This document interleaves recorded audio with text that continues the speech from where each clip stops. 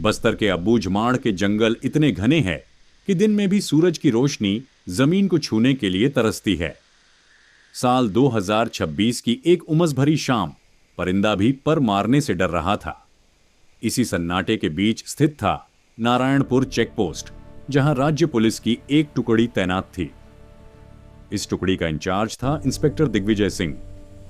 दिग्विजय शहर का रहने वाला था, जिसे अपनी मखमली वर्दी, अपनी ऊंची पहुंच और अपने रौब पर बड़ा गुमान था। उसके लिए पुलिस की नौकरी सिर्फ पावर का खेल था।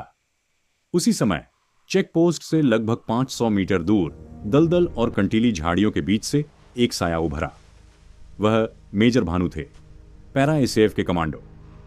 मेजर भानु पिछले 10 दिनों से ऑपरेशन ब्लैक कोबरा पर थे। उनके चेहरे पर कीचड़ का लेप था, बाल बिखरे हुए थे और वर्दी जगह जगह से फटी हुई थी। वह और उनकी टीम बिना खाए पिए केवल अपनी ट्रेनिंग और देश प्रेम के दम पर जी रहे थे। भानु चेक पोस्ट की ओर बढ़े ताकि अपनी टीम के लिए कुछ रसद और वायरलेस बैटरी का इंतजाम कर सके। उन्हें क्या पता था कि यहां उनका सामना दुश्मन से नहीं, बल्कि अपनों के अहंकार से होने वाला है। जैसे ही मेजर भानु चेक पोस्ट के पास पहुंचे, दिग्विजय और उसके सिपाहियों ने उन्हें घेर लिया। दिग्विजय ने अपनी जीप के बोनट पर पैर रखा और सिगरेट का धुआं हवा में उड़ाते हुए विक्रम को ऊपर से नीचे तक देखा। ओए, कौन है रे तू? जंगली सुअर की तरह कीचड़ में लथपथ यहां क्या कर रहा है? दिग्विजय की आवाज में नफरत और मजाक था। भानु ने शांत स्वर में अपनी आईडी दिखाई। मैं मेजर भानु, 9 पैरा एसएएफ, हमें कुछ रसद की जरूरत है। लेकिन दिग्विजय ने आईडी देखे बिना ही उसे झटक दिया। मेजर तू? अबे शक्ल देखी है अपनी, किसी गटर के चूहे जैसे लग रहे हो। अरे हम पुलिस वाले को देखो, धूप में भी वर्दी की क्रीज नहीं बिगड़ने देते। और एक तुम हो, फौज के नाम पर कलंक हो। फौज में भर्ती क्या झाड़ू मारने के लिए हुए थे? दिग्विजय के सिपाही जोर जोर से हंसने लगे। विक्रम चुप थे। उनकी आंखों में एक अजीब सा धैर्य था, जैसे वह किसी बड़े तूफान के आने की आहट सुन रहे हों।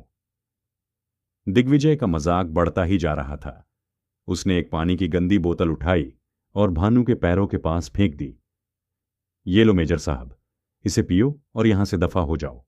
अगली बार आना तो पहले अपनी इस बदबूदार वर्दी को धोकर आना, वरना शांति भंग के जुर्म में अंदर डाल दूंगा। भानु ने बोतल उठाई, दिग्विजय की आंखों में सीधे देखा और बस इतना कहा, इंस्पेक्टर साहब, वर्दी की चमक धूप में दिखती है, लेकिन वर्दी की कीमत अंधेरे में पता चलती है। भगवान न करे कि आपको कभी उस अंधेरे का सामना करना पड़े। भानु मुड़े और वापस घने जंगल की ओर चले गए। उनके पीछे दिग्विजय की हंसी गूंजती रही। दिग्विजय को लग रहा था कि उसने एक कमजोर फौजी को उसकी औकात दिखा दी है।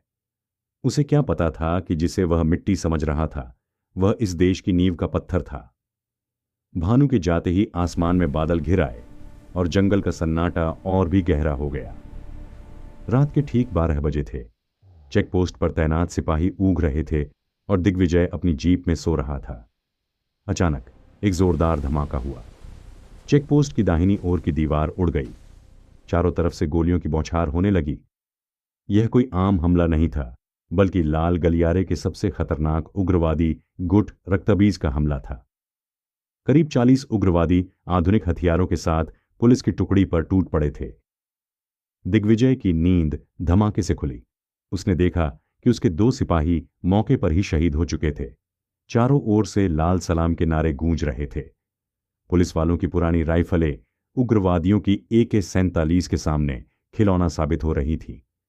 दिग्विजय का सारा रसूख, सारा घमंड पल भर में गायब हो गया। वह डर के मारे अपनी जीप के नीचे छिप गया। उसकी शानदार वर्दी अब पसीने और डर से गीली हो रही थी। बचाओ, कोई मदद भेजो।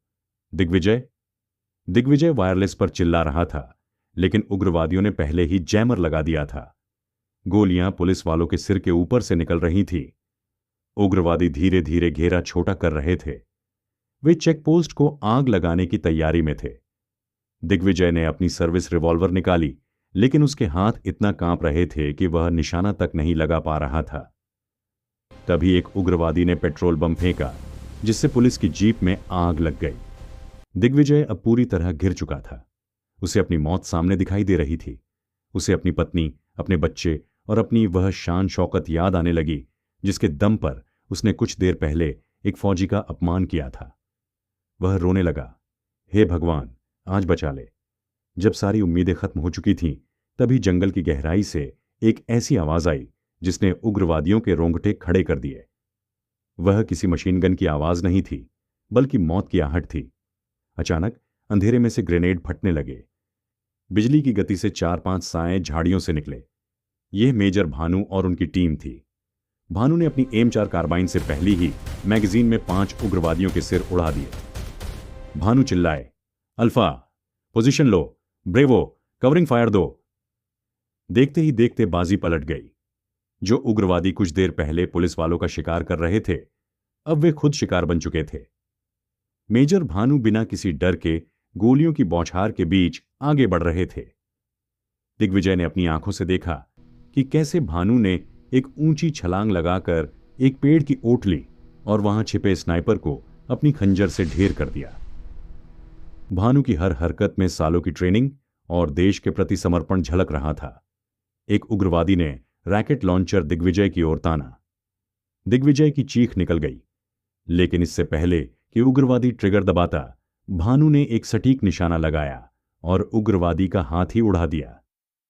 भानु ने रेंगते हुए दिग्विजय के पास पहुंचकर उसे खींचकर एक सुरक्षित खंदक में डाला। दिग्विजय ने जब भानु का चेहरा देखा तो शर्म से उसकी नजरें झुक गईं।